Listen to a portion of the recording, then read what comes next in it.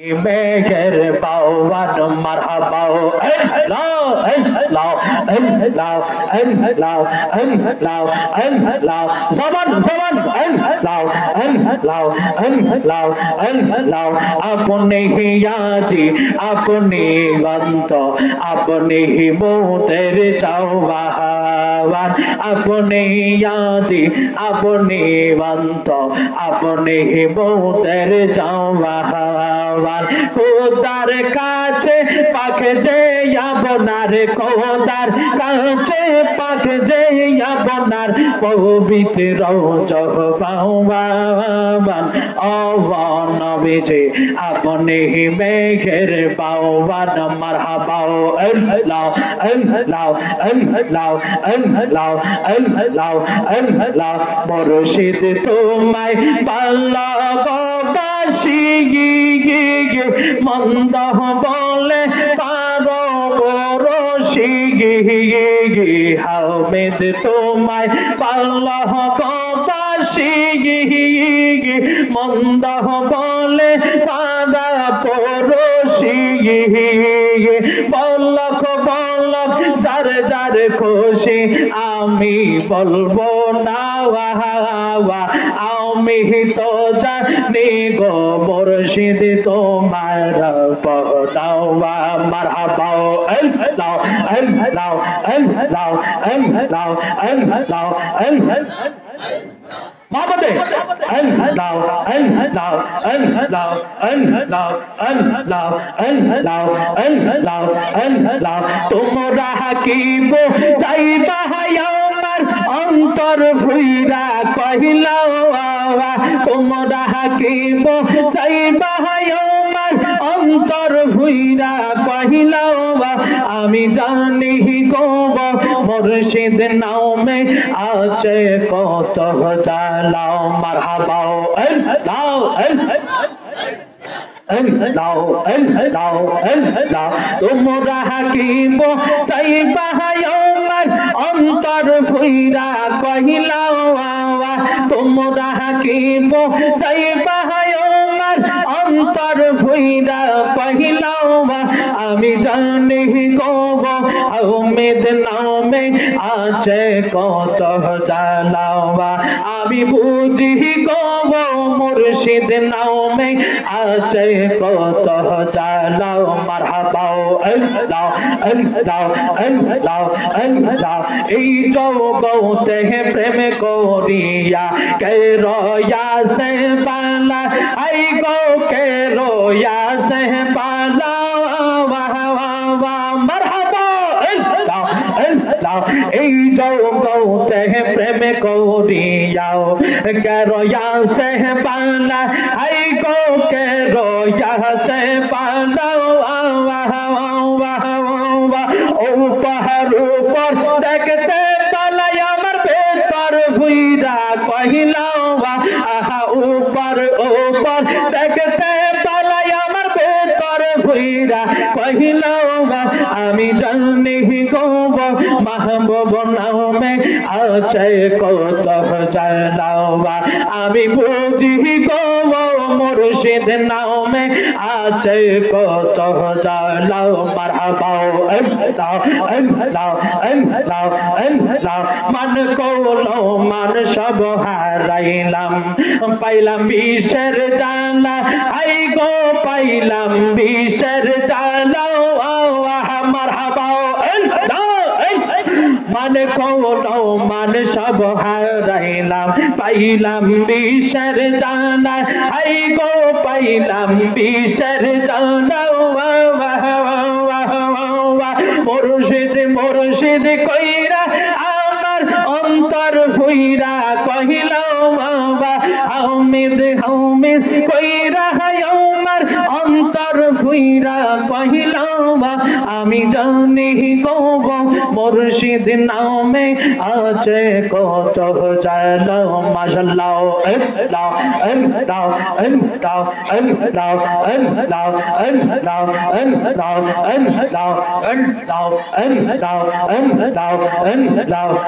লাও লাও লাও লা ইলাহা ইল্লাল্লাহু মুহাম্মাদুর রাসূলুল্লাহ সাল্লাল্লাহু তাআলা আলাইহি ওয়াসাল্লাম। সকলে বলি আলহামদুলিল্লাহ।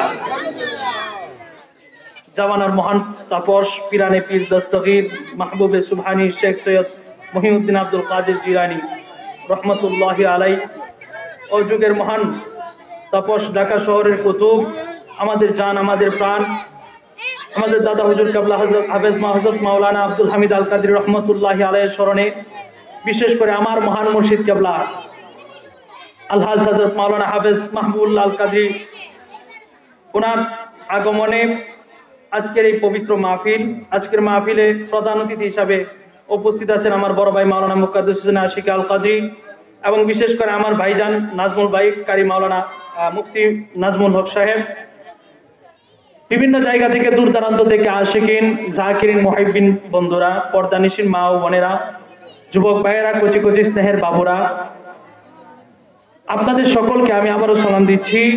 আসসালামু আলাইকুম ওয়া রাহমাতুল্লাহি ওয়া বারাকাতুহু।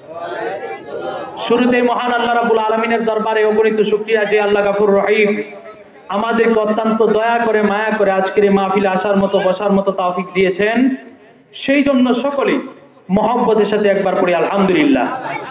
সাথে সাথে শুকরিয়া আদায় করছি আমরা এমন একজন শ্রেষ্ঠ নবীর উম্মত, যে নবীকে সৃষ্টি না করলে আমার আল্লাহ রাব্বুল আলামিন কোনো কিছু সৃষ্টি করতেন না, এমন একজন সর্বশ্রেষ্ঠ নবীর উম্মত হিসাবে কবুল আর মঞ্জুর করেছেন। সেই জন্য জবান খুলে আরেকবার পড়ি আলহামদুলিল্লাহ, আর জবান খুলে পড়েন আলহামদুলিল্লাহ। আমরা সকলে মহান মুর্শিদ কাবলার কদম ধরে মদিনায় যাইতে চাই কি চাই না? কে কে চান দুইটা হাত তুলে দেখা দেন। নারায়ে তাকবীর, নারায়ে রিসালাত, নারায়ে গাউসিয়া, নওয়াববাজার দরবার শরীফ। সকলে জবান করে বলেন মারহাবা। আমরা দয়াল নবীজির রোজায় যে দয়াল নবীকে সালাম দিতে চাই কি চাই না? আল্লাহ আমাদের সকলকে কবুল করেন। সকলে করেন আল্লাহুম্মা আমিন। তো মহব্বতের সাথে করেন মনে বড় আশা ছিল যাব মদিনা, বলেন মনে বড় আশা ছিল যাব মদিনায়, সালাম আমি করব গিয়ে, সালাম আমি করব গিয়ে নবীজির যায়, মনে বড় আশা ছিল যাব, বলেন না মনে বড় আশা ছিল আরব সাগর পাড়ি দেব, নাই যে আমার তরি পাখি নয় যে উড়ে যাব ডানাতে ভর করি, আরব সাগর পাড়ি দেব, নাই যে আমার তরি পাখি নয় যে উড়ে যাব ডানাতে ভর করি, আমার আশায় আছে সম্বল নাই, আশায় আছে সম্বল নাই, করি কি উপায়, মনে বড় আশা ছিল যাব মদিনায়। চিৎকার মেরে বলুন ইয়া রাসূলুল্লাহ। বন্ধুরে আমার, ও আমার জমশাইদের বাবাজিরা রে, পরদানিশীন মা ও বোনেরা গো, আজকে মগবাজার হুজুর কেবলার আগমনে আজকের এই জান্নাতের বাগানের সাজানো হয়েছে। আমরা এই মাহফিলে আসতে পেরে খুশি না বেজার? সময় বড় অল্প, অল্প সময়ের ভেতরে আলোচনা শেষ করে দেব, কিছুক্ষণ সময় দেওয়া যাবে নি। বন্ধুরে আমার, বাবা জিরারি আমার, খুতবার মধ্যে আমি পবিত্র কালামে পাক থেকে কয়েকটা আয়াত তেলাওয়াত করেছি। এই আয়াতগুলাকে সামনে রেখে আমি আপনাদের সামনে কথা বলবো। আমার আল্লাহ রাব্বুল আলামিন পবিত্র কুরআনুল কারীমের মধ্যে জানায়া দেয়, সূরা ইনশিরাহের মধ্যে আমার আল্লাহ জানায়া দেয়, ওয়া রাফানা লাকা যিকরাক। চিৎকার মেরে একবার বলুন আল্লাহু আকবার। আল্লাহ রাব্বুল আলামিন বলেন, ওয়া রাফানা লাকা যিকরাক, নবী আমি আপনার জিকির, আপনার স্মরণ, আপনার সম্মান আমি বুলন্দ করেছি। আব্বু জিরারি আমার, বাবা জিরারি আমার, ও আমার বন্ধুরা খুব গভীর খেয়াল দিয়ে শুনবেন। কিছুক্ষণ কোরআন হাদিস থেকে কথা বলবো, কারণ আমার ভাইজান মুকাদ্দেস ভাই এসে বিভিন্ন আপনাদেরকে সুন্দর কণ্ঠে শান শোনাবেন, সুন্দর ভাষায় আলোচনা শোনাবেন। এর পূর্বে কিছু আলোচনা করব। এক নাম্বার বিষয়, খুব গভীর মনোযোগ। আমাদের এই বাংলাদেশে কিছুদিন পর পর কিছু বেয়াদবে রাসূলের প্রকাশ ঘটে, ঠিক কিনা বলেন? এই আওয়াজে মানি না, জুড়ে বলেন ঠিক কিনা?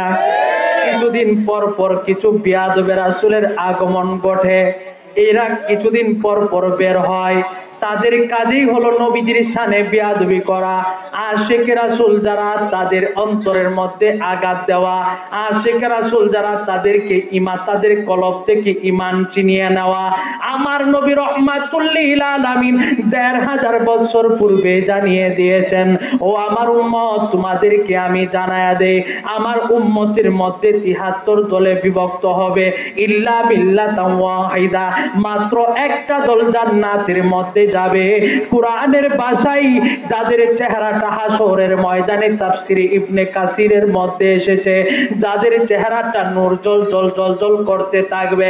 আমার নবী রাহমাতুল লিল আলামিন তাদের পরিচয় দিয়ে দিল, তারা আর অন্য কেউ নয়, যারা হলো আশিক রাসূল, নবী প্রেমিক, যারা আমার নবীর উপর ঈমান এনেছিল, নবীর সাহাবায়ে কেরামদেরকে পরিপূর্ণভাবে মানত।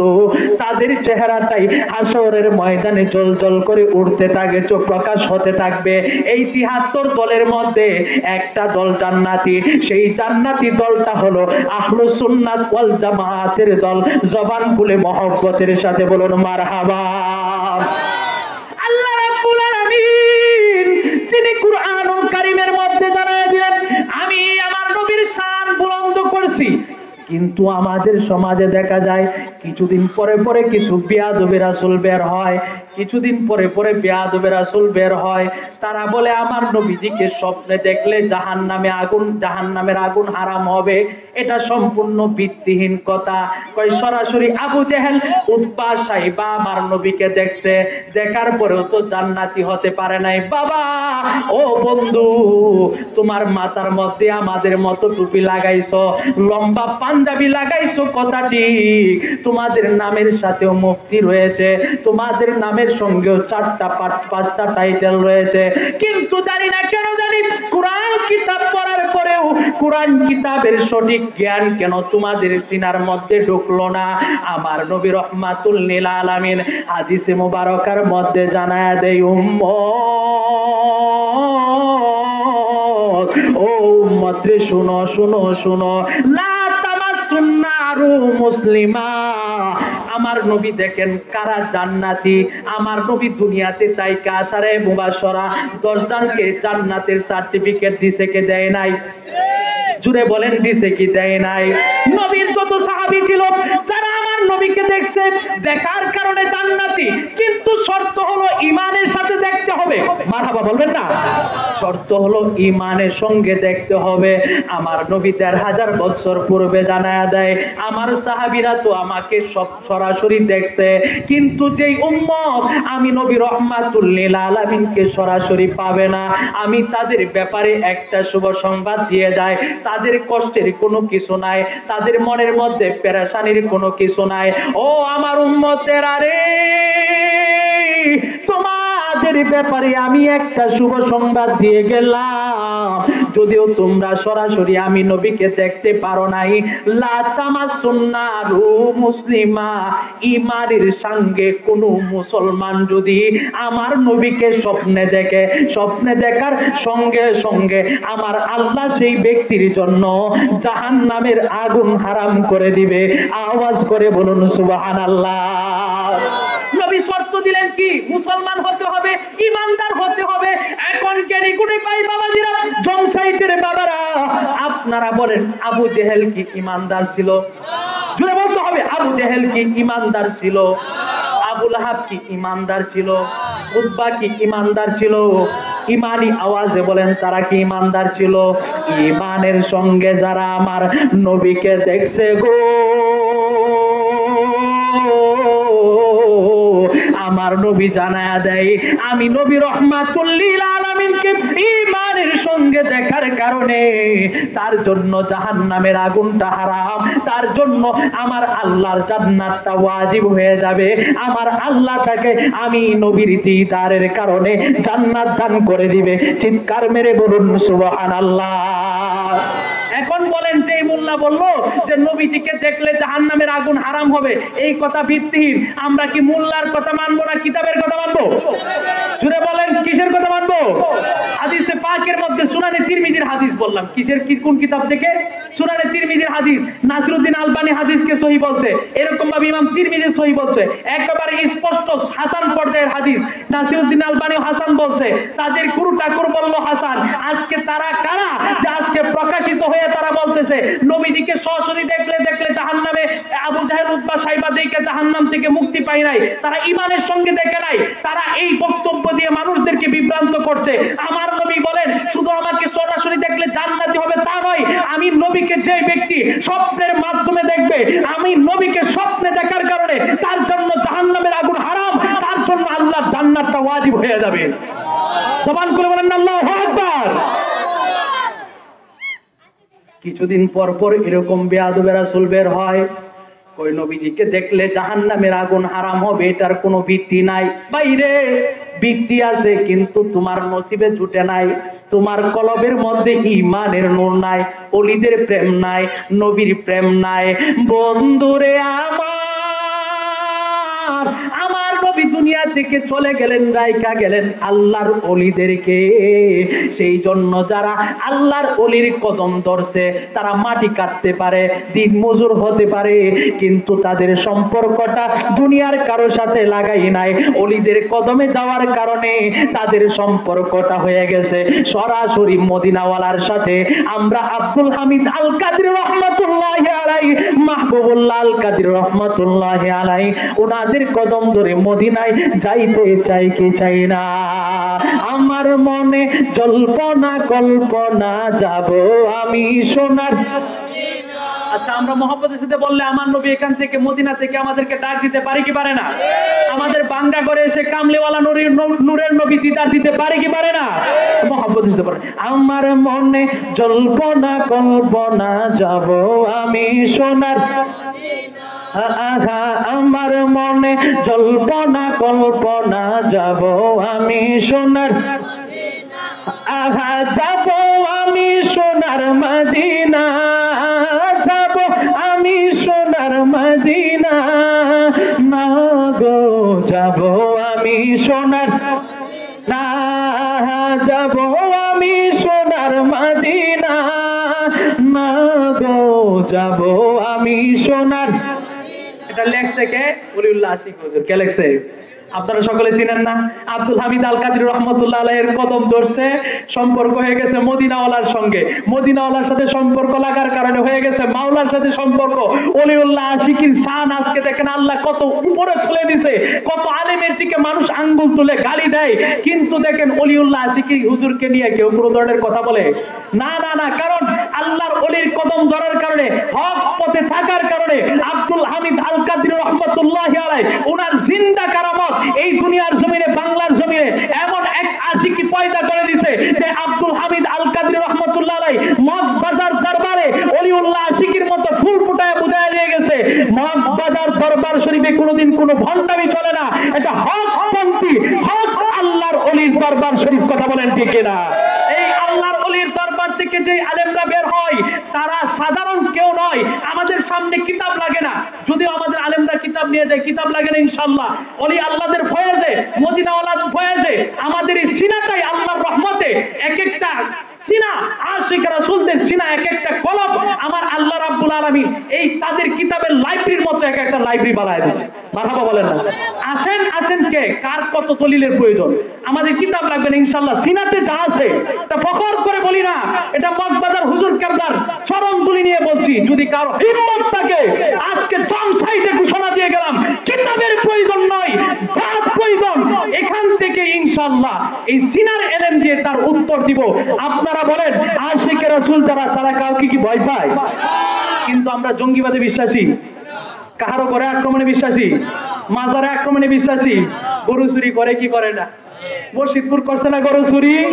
কয় মাজারে বন্ডামি চলে, মাজারে সিজদা চলে, মাজারে শিরিক চলে, আমাদেরকে গালি দেয়, কয় বেদাতি শিরিকি। যদি আমরা শিরিকি বেদাতি হই তোমরা আমাদেরকে গালি দাও, এই শিরিকি বেদাতি আমাদেরকে বলো, অথচ আমরা কোনোদিন মাজারে যায় সিজদা করি? বলেন আমরা সিজদা করি? বলেন না আমরা সিজদা করি? শিরিকের কোনো কাজ করি? তারা যে গরু চুরি করলো শিরিকের নাম দিয়া, অথচ মুর্শিদপুর দরবার শরীফে কোনো মাজারই নাই, হক্কানি একজন আল্লাহর ওলির দরবার, যেখানে আশিক রাসূলরা আসে। আপনাদের যেরকম প্রতিষ্ঠান আছে আমাদের প্রতিষ্ঠান আছে, আমরা দিনী শিক্ষা দেই। মুর্শিদপুর দরবার শরীফে এলমে শরীয়ত এবং এলমে তরিকতের শিক্ষা দেওয়া হয়, মানুষদেরকে মদিনাওয়ালার প্রেম হক শিক্ষা দেওয়া হয়। আপনারা বলেন যারা মুর্শিদপুর দরবার শরীফ থেকে গরু চুরি করলো তাদেরকে আমরা চোর ছাড়া অন্য কিছু বলতে পারি? আল্লাহর ওলিদের সাথে বেয়াদবি করছো, অবশ্যই আমার আল্লাহ এই দুনিয়ার জমিনের মধ্যে শাস্তির ব্যবস্থা করবে। কথা বলেন ঠিক কিনা? কারণ ঘোষণা দিয়েছে কে? আল্লাহ রাব্বুল আলামিন বলেন আলা ইন্না আউলিয়া আল্লাহি লা খাউফুন আলাইহিম ওয়া লা হুম ইয়াহজানুন।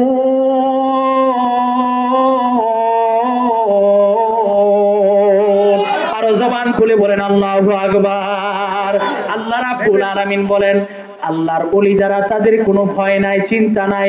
হাদিসে কুদসির মধ্যে আমার আল্লাহ জানায়া দেয় মান আদালি ওয়ালিয়ান ফাকাদ আযানতুহু বিল হারবে, যে ব্যক্তি আল্লাহর ওলিদের সঙ্গে বিরোধিতা করলো আমি আল্লাহ তাদের বিরুদ্ধে যুদ্ধ ঘোষণা করলাম। আজকে যারা মাজারের দিকে আঙ্গুল তুলে, মাজার ভাঙ্গে, মাজারের গেট ভাঙ্গে, মাজারের উপর আক্রমণ করে, হক্কানি আল্লাহর ওলিদের দরবারে আক্রমণ করে, আল্লাহর ঘোষণা অনুযায়ী অবশ্যই তাদের জন্য কঠিন শাস্তির ব্যবস্থা হবে। কথা বলেন ঠিক না? আমরা আল্লাহর ওলির কদমে আছি, আল্লাহর ওলির কদমে থাকতে চাই কি চাই না? আব্বু জিরারে আমার, ও জামসাইতের মা বোনেরা গো, আজকে আমি শুনলাম আসার পরে একদল বলতেছে নারায়ে রিসালাত ইয়া রাসূলুল্লাহ বলা যাবে না। আপনারা শুনছেন কি শুনেন নাই? ফেসবুক গরম, একজন ভাইরাল বক্তা আছে, আপনারা কি মনে কষ্ট দিতেছেন নি? এগুলো আমরা বলার দরকার আছে না? ও হ্যাঁ, সিরিয়ালে আপনারা তো শুনতেছেন, কিছু কিছু কথা বলার দরকার আছে না? না যে জমসাইডের আশিক রাসূল যারা আছে তাদের মধ্যে দুধের সাথে বিষ মিশায়া সুন্দর লেবাস দিয়ে ঈমান নষ্ট করতে পারে কি পারে না? আজকে তারা বলে নারায়ে রিসালাত ইয়া রাসূলুল্লাহ লেখা যাবে না, বলে কি বলে না? এটা যদি আলোচনা করতে চাই বলে কোরআন হাদিসে কোনো কিছু না। আরে ভাই, নারায়ে তাকবীর আল্লাহু আকবার, নারায়ে রিসালাত ইয়া রাসূলুল্লাহ, এগুলা সব কয়টা মুহাম্মদের সাথে সম্পর্ক এবং প্রত্যেকটা কথা কোরআন হাদিসের সাথে সম্পর্ক। মারহাবা বলেন না? কিছুক্ষণ বলমুনি, শুনবেন এই বিষয়ে।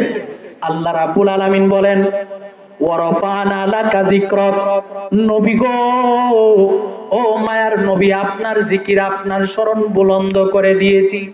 আজকে কারা এই সমাজের মধ্যে কারা বলতেছে যে নারায়ে রিসালাত ইয়া রাসূলুল্লাহ ফালতু স্লোগান?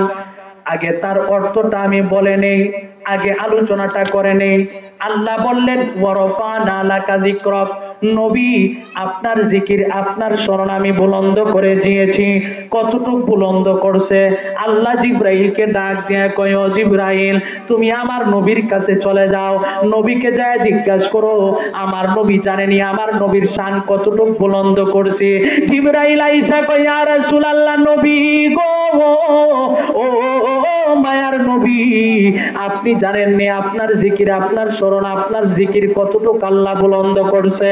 আমার নবী কয়, জিবরাইল যায়া আমার মাওলাকে জিজ্ঞাসা করো। জবান খুলে কি সুবহানাল্লাহ বলবেন না? বললো আমার নবীকে তাই জিজ্ঞাসা করো কতটুকু সম্মান বুলন্দ করছে। আমার নবী জানে, তারপরেও জিবরাইলকে বললো, ও জিবরাইল তুমি যায় আমার মাওলাকে যায় জিজ্ঞাসা করো। মাওলাই বলুক, আমি আমার মাওলার কাছে জানতে চাই। আল্লাহু আলাম, আল্লাহ ভালো জানে। আমার আল্লাহকে যায় জিবরাইল কয়, ও আল্লাহ তোমার নবীকে যায় জিজ্ঞাসা করলাম, তোমার নবী বললো আল্লাহু আলাম, আল্লাহ ভালো জানে। আল্লাহ ডাক দিয়া কয়, জিবরাইল তুমি আমার নবীকে জানায় জানায় যায় জানায় দাও আমার নবীর শান এত বুলন্দ করছি।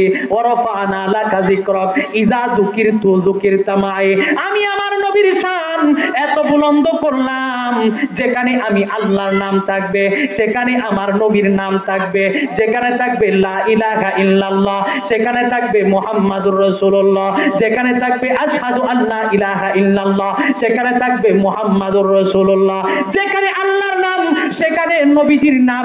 এবার আমি আপনাদের কাছে জানতে চাই, যেখানে নারায়ে তাকবীর আল্লাহু আকবারের স্লোগান থাকবে সেখানে নারায়ে রিসালাতের স্লোগান দেওয়া যাবে কি যাবে না? আযানে নবীকে বাদ দেয় নাই, নামাজে নবীকে বাদ দেয় নাই, কোনো কিছু থেকে নবীকে বাদ দেয় নাই। আজকে নারায়ে তাকবীর থেকে নারায়ে রিসালাত বাদ দিতে চায় তারা কারা? আমার আল্লাহ কুরআনুল কারীমের মধ্যে জানায়া দেয়, ও দুনিয়ার মানুষ যারা রিসালাতের স্লোগান একটা সময় বাদ দিতে চাইবে আমার আল্লাহ জানে কি জানে না? আমার নবীও জানে। ও নবী, নবী গো আপনাকে দুনিয়ার জমিনে পাঠাইলাম, রিসালাত দিয়া পাঠাইছি। ও নবী, এই রিসালাতের যে সংবাদ, রিসালাতের প্রচার, আপনি যে রিসালাত দিয়ে আপনি নবীকে পাঠাইলাম, আপনাকে যে আমি বার্তা দিয়া পাঠাইলাম, আপনাকে যে আমি কিতাব দিয়ে পাঠাইলাম, ও নবী গো এই রিসালাতের ঘোষণাটা আপনি নবী দিবেন না, এই রিসালাতের ঘোষণাটা আমি আল্লাহ নিজেই দিয়ে দিব। আর আওয়াজ করে বলুন সুবহানাল্লাহ। আল্লাহ রাব্বুল আলামিন বললেন, নবী ও নবী এই রিসালাতের ঘোষণাটা আমি আল্লাহই দেব। আল্লাহ নিজেই রিসালাতের স্লোগান দিয়েছে। মারহাবা কয় না রে? আরো জবান খুলে বলেন না আল্লাহু আকবার। রিসালাতের স্লোগান দিয়েছে কে? আল্লাহ দিয়েছে নবীকে সম্মান, আল্লাহ দিয়েছে নবীকে সম্মান। তোমার হিংসাই হবে কি নবীর শানে বিয়াদবি করে আমল করে হবে কি? জমসাইদের মানুষ আপনারা ঘুমায় গেছেন নি? জবান খুলে বলেন আল্লাহু আকবার, আল্লাহু আকবার। আরেকবার জবান খুলে বলেন ইয়া রাসূলুল্লাহ। আল্লাহ দিয়েছে নবীকে সম্মান, আল্লাহ দিয়েছে নবীকে সম্মান। তোমার হিংসাই হবে কি নবীর শানে বিয়াদবি করে আমল করে হবে কি? হাশরের ময়দানে কোন নবী সুপারিশ করতে পারবে না, মোর নবী সুপারিশ করবেন, মোর নবী সুপারিশ করবেন। বুখারী কইলা দেখো না, আল্লাহ দিয়েছে নবীকে সম্মান, আল্লাহ দিয়েছে নবীকে সম্মান। তোমার হিংসাই হবে কি? আওয়াজ করে বলুন ইয়া রাসূলুল্লাহ। আমার আল্লাহ ডাক দিয়া কয়, নবী গো ও নবী, মায়ার নবী, রিসালাতের ঘোষণাটা আমি আল্লাহ দিয়ে দিচ্ছি। আল্লাহ নিজে ঘোষণা দেয়, ওমা আরসালনাকা ইল্লা রাহমাতাল লিল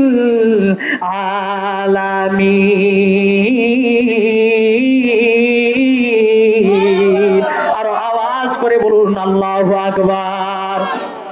আল্লাহ বললেন, নবী ওমা আরসালনাকা ইয়া রাসূলুল্লাহ, আমি আপনাকে পাঠাইছি।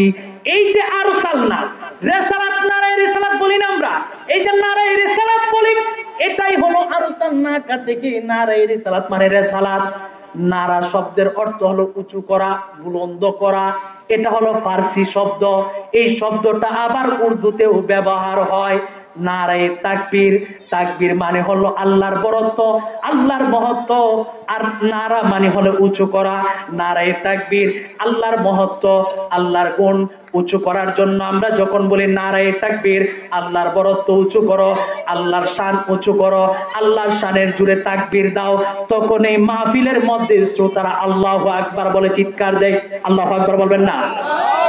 নারা শব্দটা আপনারা বুঝতেছেন নি? নারা শব্দটা ফার্সি শব্দ, এটা উর্দুতে ব্যবহার হয়। নারা মানে হলো উচ্চ করা, বুলন্দ করা। তাকবীর মানে হলো আল্লাহর পবিত্রতা ঘোষণা দেওয়া, আল্লাহর মহত্তা ঘোষণা দেওয়া, আল্লাহর পরত্বতা ঘোষণা দেওয়া।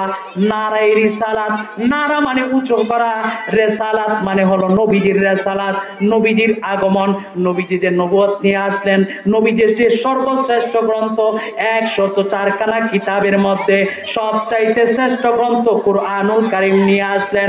সবচাইতে শ্রেষ্ঠ নবী, সবচাইতে শ্রেষ্ঠ গ্রন্থ নিয়ে দুনিয়ার মধ্যে আসলো। যখন নারায়ে রিসালাত বলে, নবীর প্রেমে পাগল হইয়া ইয়া রাসূলুল্লাহ, ইয়া হাবিবাল্লাহ বলে স্লোগান দেয়। এখন আমি আপনাদের কাছে জানতে চাই, এই দুইটা শব্দের মধ্যে কুরআন হাদিসের বিরোধী কোনো কথা আছে নেই? জবান খুলে বলেন, কোরআন হাদিসের বিরোধিতার কোনো কথা আছে? কারণ রিসালাতের ঘোষণাটা সর্বপ্রথম দিছে কে? জবান খুলে বলেন কে? আল্লাহ নিজেই দিচ্ছে, নমা আরসালনাকা, নবী আপনাকে পাঠাইছি। আর আল্লাহর তাওহীদের ঘোষণা, একত্ববাদের ঘোষণার যখন প্রয়োজন হয়েছে, আমার নবীকে আল্লাহ ডাক দিয়া কয়, নবীজি, ও মায়ার নবী, দয়াল নবী গো, নূরের নবী গো, এই একত্ববাদের ঘোষণাটা আপনি নবী রহমাতুল লিল আলামিন দিবেন। একত্ববাদের ঘোষণাটা আমি আল্লাহ নিজে দেব না। আপনার রিসালাতের ঘোষণা আমি নবী রহমাতুল লিল আলামিন, আপনার রিসালাতের ঘোষণাটা আমি আল্লাহ দিয়ে দিলাম। আপনার একত্ববাদের ঘোষণাটা দেব আপনাকে দিয়া। আমার আল্লাহ বলেন, হুয়াল্লাহু আহাদ, আল্লাহ এক, আল্লাহুস সামাদ, আল্লাহ মুকাফেকে, লাম ইয়ালিদ ওয়া লাম ইউলাদ, তিনি কাহারো থেকে জন্মগ্রহণ করেন নাই, কাউকে তিনি জন্ম দেন নাই। ওয়া লাম ইয়াকুল লাহু কুফুয়ান আহাদ, কেউ তাহার সমকক্ষ নাই। চিৎকার মেরে কি একবার আল্লাহু আকবার বলা যাবে নি? আমার আল্লাহ ডাক দিয়ে কই, ও মায়ার নবী, দয়াল নবী, এই একত্ববাদের ঘোষণাটা আপনি নবী রহমাতুল লিল আলামিনকে জানায়া দেই। এই একত্ববাদের ঘোষণাটা আমি আল্লাহ নিজে দিব না। ওর নবী গো, আপনি নিজেই আমার একত্ববাদের ঘোষণাটা দিয়ে দেন। সুবহানাল্লাহ বলেন, আরো জবান করে বলেন সুবহানাল্লাহ। তাইলে আল্লাহর একত্ববাদের ঘোষণা দিছে কে? আল্লাহ। আর রিসালাতের ঘোষণা দিছে কে? রিসালাতের ঘোষণা দিছে আল্লাহ, একত্ববাদের ঘোষণা দিছে আমার নবী। এখন রিসালাতের স্লোগান সর্বপ্রথম দিছে কে? বলেন। আরে আপনারা কোন হাদিস শুনতে চান না, কেমনে আলোচনা করব বলেন?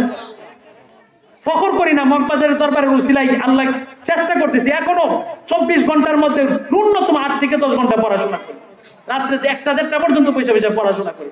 তা ফখর করি না, মাফ করুন আল্লাহ, কিন্তু দেওয়ার মতো আসলে তেমন জায়গা পাই না, বড় কষ্ট বুঝছেন। আপনারা আমার মনে হয় কষ্ট নিবেন না, আপনারা আমার এলাকার মানুষ।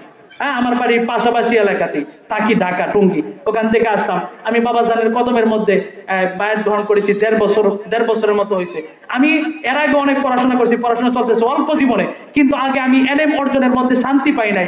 যখন আমি মগবাজার দরবার শরীফে বায়াত গ্রহণ করছি, তখন থেকে পড়ি, দুঃখে থাকি, সুখে থাকি, সব কাজের মধ্যে অন্তরের মধ্যে একটা শান্তি পাই। আচ্ছা আপনারা বলেন, আল্লাহর ওলিদের কদমের মধ্যে থাকলে শান্তি আছে না নাই? জবান করে বলেন, শান্তি আছে না নাই? সেই জন্য যারা মগবাজার দরবারে বায়াত হইছেন, আপনারা পাশাপাশি আরেকটা বাইকে নেওয়ার চেষ্টা করবেন, দাওয়াত দিয়ে নিয়ে, একবার নিয়ে তাদেরকে নিয়ে আশা করি একটা মাহফিলে যদি বসায় দেন, মগবাজার দরবার শরীফে যে মুরাকাবা চলে, মনে হয় জান্নাতি পরিবেশ চলতেছে। একটা মানুষ সেখানে বসলে, আশা করি মগবাজার হুজুর কেবলার সামনে বসলে, তার নজরে মুরাকাবার উসিলায় তার কলবটা আমার আল্লাহ পরিবর্তন করে দিবে। আমরা চাই কি চাই না যে এই হক দরবার শরীফে যে আমাদের সাথে ঐক্যবদ্ধ হয়ে মুর্শিদ কেবলার কদমে থেকে আমরা মদিনাওয়ালার দিদার চাই কি চাই না? যে কথার মধ্যে ছিলাম। তাহলে তাওহীদের ঘোষণা দিছে কে? তাওহীদের ঘোষণা দেওয়া হয়েছে নবীকে দিয়া। কুল হুয়াল্লাহু আহাদ, নবী গো আপনি বলেন আল্লাহ এক, আল্লাহুস সামাদ, আল্লাহু মুকাফেকি, লাম ইয়ালিদ ওয়া লাম ইউলাদ, তিনি কারোর থেকে জন্মগ্রহণ করেন নাই, কাউকে জন্ম দেয় নাই। ওয়া লাম ইয়াকুল লাহু কুফুয়ান আহাদ, কেউ তার সমকক্ষ নয়। আর নবীর রিসালাতের ঘোষণা, কই নবী গো আপনি দিবেন না, কারণ শেষ জামানায় একদল বেয়াদব রাসূল আসবে যারা আপনার রিসালাতকে অস্বীকার করবে। আপনারা বলে কেন এখন আমাদের এই সমাজের মধ্যে এরকম আছে না নাই? এই রিসালাতকে অস্বীকার করবে, সেই জন্য যাতে করে আপনার রিসালাতের দিকে আঙ্গুল তুলতে না পারে, সেই জন্য আমি আল্লাহ আপনার রিসালাতের ঘোষণা দিয়ে দিলাম। চিৎকার মেরে বলুন আল্লাহু আকবার। তাহলে রিসালাতের ঘোষণা দিলে কোনো সমস্যা আছে? নারে তাকবীর, নারে রিসালাত। তাইলে রিসালাতের ঘোষণা দিছে কে? আল্লাহ রাব্বুল আলামিন বলেন, নবী গো আপনার রিসালাতের ঘোষণাটা আমি আল্লাহ নিজেই দিয়ে দিলাম। নারে রিসালাতের ঘোষণা, রিসালাতের ঘোষণা আমি আল্লাহ দিয়ে দিলাম। আমার আল্লাহ বলেন, নবীজি আপনার রিসালাতের ঘোষণা দিছি, শুধু তাই নয়, ওয়ামা আরসালনাকা ইল্লা রাহমাতাল লিল আলামিন। আওয়াজ করে বলুন আল্লাহু আকবার। নবী আপনাকে আমি রহমত বানায়া পাঠাইছি। নবী আপনাকে আমি কতটুক জায়গার রহমত বানাইলাম। আলহামদুলিল্লাহি রাব্বিল আলামিন। ও নবী, গোটা সৃষ্টি জগতের জন্য আমি আল্লাহ হলাম রব, আর আপনি নবী রহমাতুল লিল আলামিন হলেন রহমত।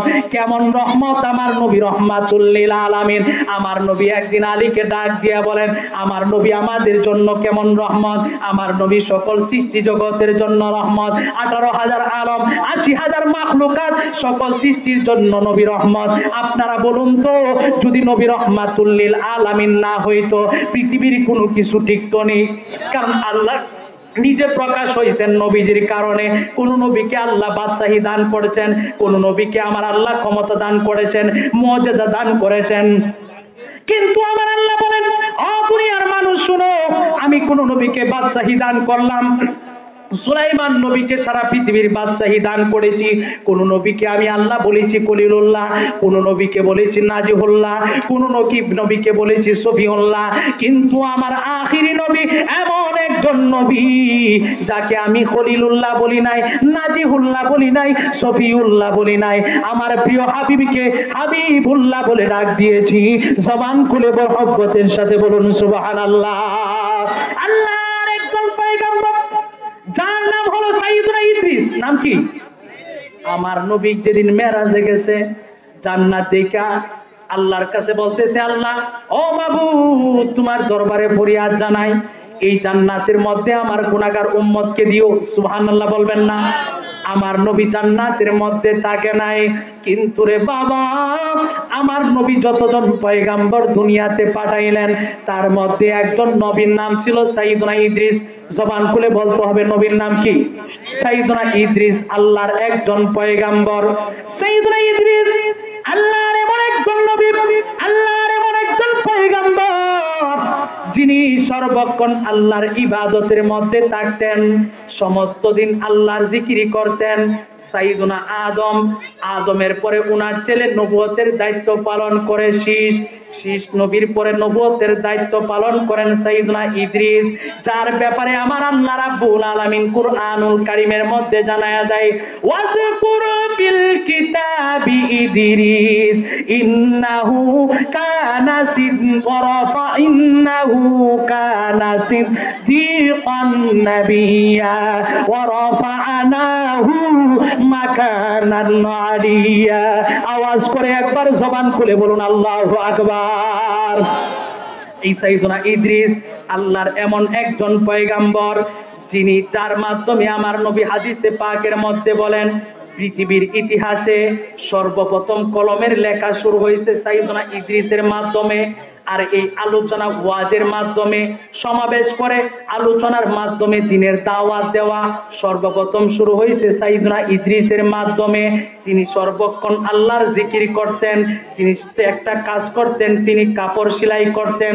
কাপড় সেলাই করে যে কাপড় তিনি বানাইতেন শালীন পোশাক, সেই শালীন পোশাক নিজেও পরতেন, তার উম্মতদেরকেও পরতে দিতেন।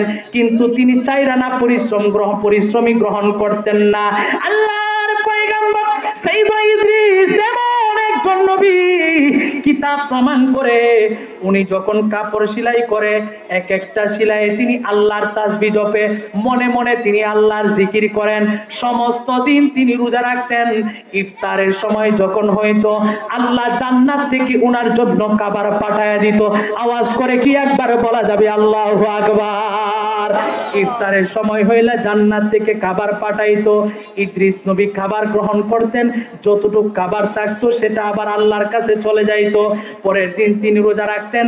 রোজা রাখার পরে যখন ইফতারের সময় হইতো আল্লাহ আবার জান্নাত থেকে খাবার পাঠাইতো। ইদ্রিস নবী খাবার খাইতেন, যতটুকু থাকতো ততটুকু আবার আমার আল্লাহর দরবারে চলে যাইতো। মালাকুল মউত আজরাইল ডাক দিয়া কয়, মাবুদ ও আল্লাহ, তোমার দরবারে একটা ফরিয়াদ জানাই। তোমার পয়গম্বর এমন ইদ্রিস নবী যার কালিমার দাওয়াতের কারণে তার রাজ্যের মধ্যে, তার দেশের মধ্যে মানুষ কালিমা পড়ে সকলেই ঈমান গ্রহণ করতেছে, সকলেই শিক্ষিত হয়ে গেছে। ইদ্রিস নবীর সময় খুব উন্নত পরিবেশ ছিল, উন্নত মানুষ ছিল, সকলেই শিক্ষিত ছিল। ইদ্রিস নবী উনার আমল দেখা মালাকুল মউত আজরাইল ডাক দিয়া কয়, আল্লাহ ও মাবুদ, তুমি যদি আমাকে অনুমতি দাও তাইলে তোমার নবী ইদ্রিসের সঙ্গে আমি বন্ধুত্ব করতে চাই।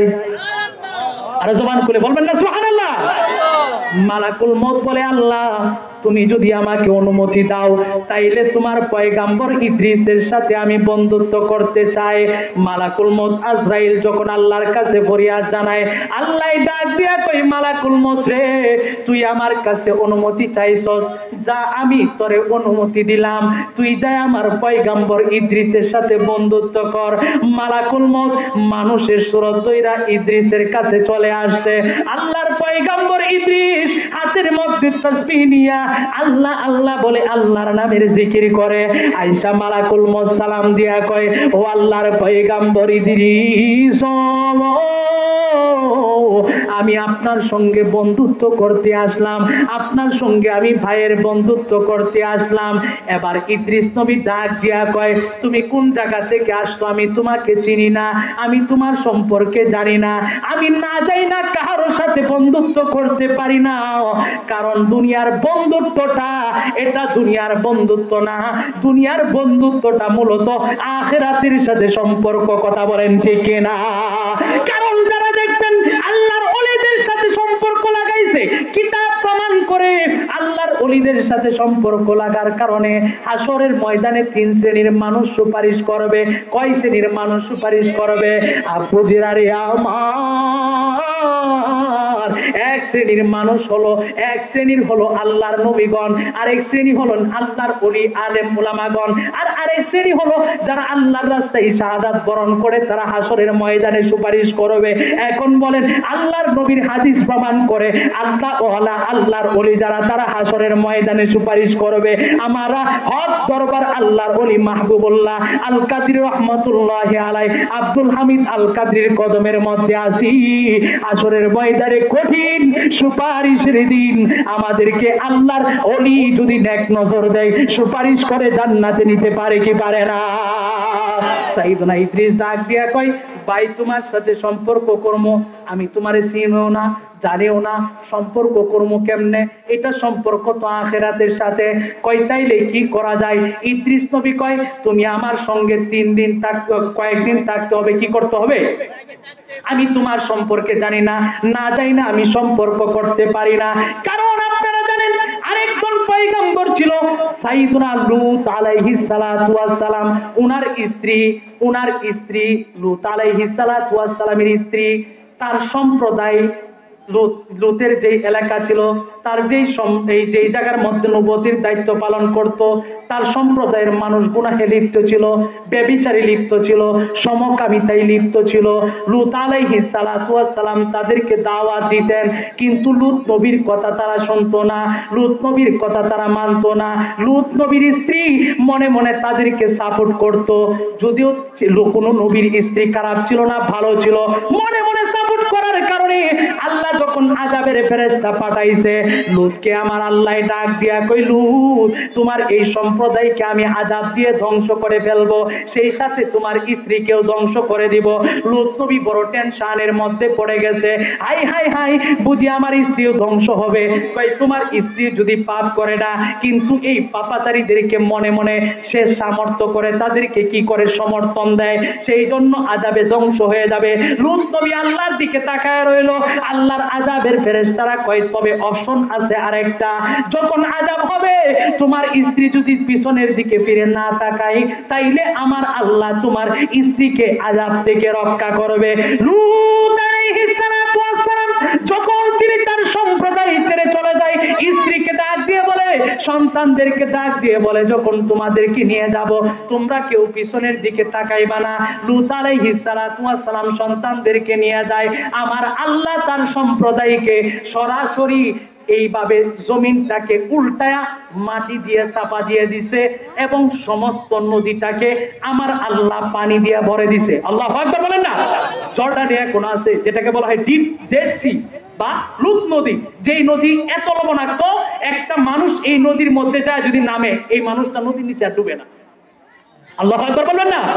সমস্ত সম্প্রদায়কে উল্টায় দিছে। লূত নবী যখন যায়, স্ত্রী এই যে তাদের প্রতি মায়া ছিল, পিছনের দিকে ফিরে তাকাইছে, তাকানোর কারণে এখনো পর্যন্ত সঙ্গে সঙ্গে লূতের স্ত্রীর দেহটাকে মূর্তির মতো বানায় দিছে।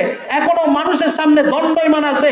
আমার আল্লাহ বুঝায় দিলেন, আল্লাহ ওয়ালাদের সাথে সম্পর্ক রাখবা, আল্লাহ ওয়ালাদের সাথে সম্পর্ক রাখার কারণে আমি আল্লাহর সাথে সম্পর্ক হয়ে যাবে। আর যারা আল্লাহর ওয়ালাদের বিরোধিতা করবা, তাদের পরিণতি এই হবে। আল্লাহর ওলিদের সাথে তাইলে আমাদের সম্পর্ক রাখার দরকার আছে না নাই? ইদ্রিস নবী কি বলছে, আগে তোমারে জানি বুঝি, তারপরে তোমার সাথে সম্পর্ক হবে। মারহাবা বলবেন না। সাইয়েদনা ইদ্রিস বললেন, তোমার সাথে সম্পর্ক করব, কিন্তু আমার সঙ্গে তোমার থাকতে হবে। কই ঠিক আছে। সাইয়েদনা ইদ্রিস সন্ধ্যাবেলা আল্লাহর জান্নাত থেকে খাবার আসলো। সাইয়েদনা ইদ্রিস ইফতার গ্রহণ করলেন। মালাকুল মউত আজরাইলকে বলল খাবার খাওয়ার জন্য। মালাকুল মউত আজরাইল ফেরেশতা খাবার খায়নি। আমার কথা বুঝেন না? ফেরেশতা খাবার খায়নি। ফেরেশতা তো খাবার খায় না, মালাকুল মউত খাবার নেয় না।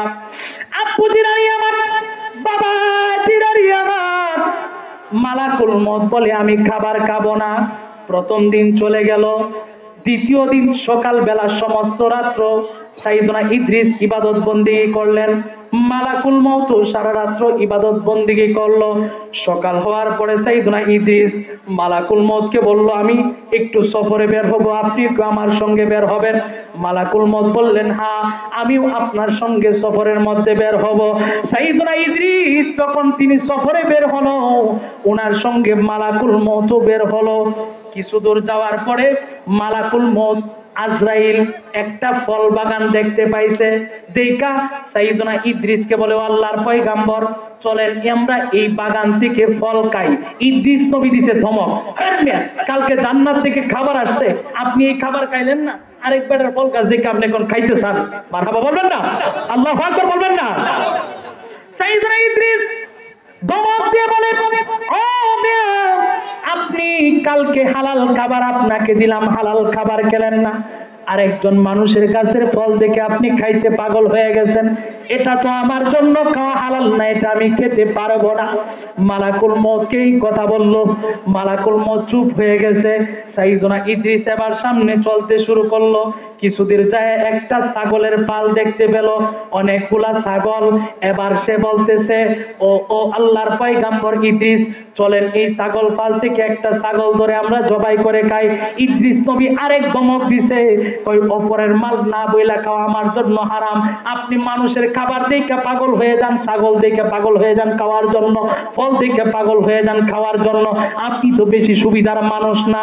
সাইয়েদনা ইদ্রিস বললেন, যখন হালাল খাবার আসে আপনি সেটা ভক্ষণ করবেন, অন্যের খাবারের দিকে নজর দিবেন না।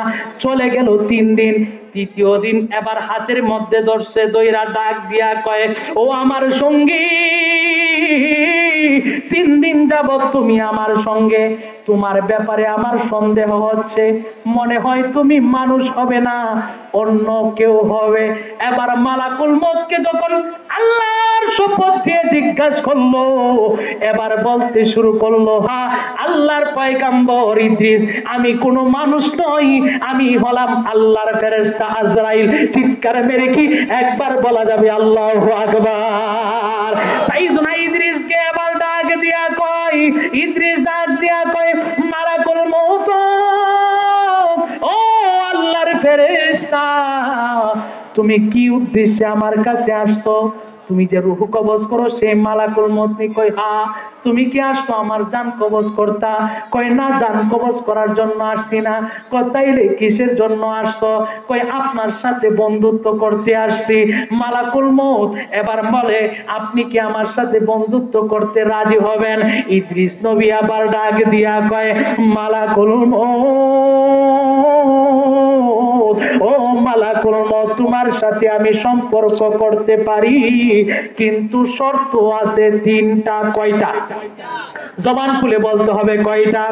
কয় শর্ত আছে তিনটা। এই তিনটা শর্ত যদি আপনি মানেন তাইলে আপনার সাথে সম্পর্ক করতে পারি, এছাড়া আপনার সাথে আমি সম্পর্ক করব না। কয় শর্ত তিনটা কি? এক নাম্বার শর্ত, ইদ্রিস বলেন, ও মালাকুল মউত, এক নাম্বার শর্ত হলো, শোনো, যেদিন আজ মালাকুল মউত, এক নাম্বার শর্ত হলো, তুমি যে মানুষদেরকে মৃত্যু দাও, একবার তুমি আমাকে মৃত্যু দাও, যাতে করে আমি মৃত্যুর শ্বাস গ্রহণ করে, যাতে করে আমি ইবাদত বন্দেগী বেশি করে করতে পারি, একবার তুমি আমার রূহটা কবজ করো। মালাকুল মউত বলে, আমি আল্লাহর হুকুম ছাড়া তো মানুষের রূহ কবজ করতে পারি নাই। মালাকুল মউতকে বলল, তুমি আল্লাহর কাছ থেকে হুকুম নাও। সাইয়েদনা ইদ্রিস আল্লাহকে ডাক দিয়ে বলতেছেন, ও আল্লাহ, তোমার নবী ইদ্রিসের সঙ্গে বন্ধুত্ব করতে আইসা তো বিশাল সমস্যায় পড়ে গেলাম। শর্ত দিছে তার রূহ কবজ করতে, আল্লাহ তোমার অনুমতি আছে? আল্লাহ ডাক দিয়া কই, ও মালাকুল মউত আজরাইল, তোমাকে অনুমতি দিলাম, তুমি তার রূহ কবজ করো। আরো জোরে বলবেন না সুবহানাল্লাহ? বন্ধুরে আমার, আমার আল্লাহ অনুমতি দিল রূহ কবজ করার জন্য। মালাকুল মউত যখন ইদ্রিস নবীর রূহ কবজ করেছে গো, কবজ করার পরে আবার আল্লাহর অনুমতিতে ইদ্রিসের ভেতরের রূহ দিছে। দেওয়ার পরে ইদ্রিস নবী সজাগ হয়ে উঠছে। সাইয়েদনা ইদ্রিসকে মালাকুল মউত ডাক দিয়া কয়, ও ভাই ইদ্রিস, মৌতের যন্ত্রণাটা কেমন মনে হয়েছে? ইদ্রিস নবী ডাক দিয়া কয়, ও মালাকুল মউত, শোনো শোনো শোনো, জীবিত একটা পশুকে উল্টা ভাবে তার দেহ থেকে চামড়াটা তুলে ফেললে যেরকম ভাবে যন্ত্রণা হবে, মনে হয়েছে আমি ইদ্রিসের মৃত্যুটা মনে হয় যেন এরকম কষ্ট। ইদ্রিস নবীকে মালাকুল মউত ডাক দিয়া কয়, আল্লাহর পয়গম্বর, ও ইদ্রিস, শুনো, এই পর্যন্ত যত মানুষের রূহ আমি কবজ করেছি তার চাইতে সহজ ভাবে তোমার রূহটা কবজ করেছি। জবান খুলে কি একবার বলা যাবে আল্লাহু আকবার?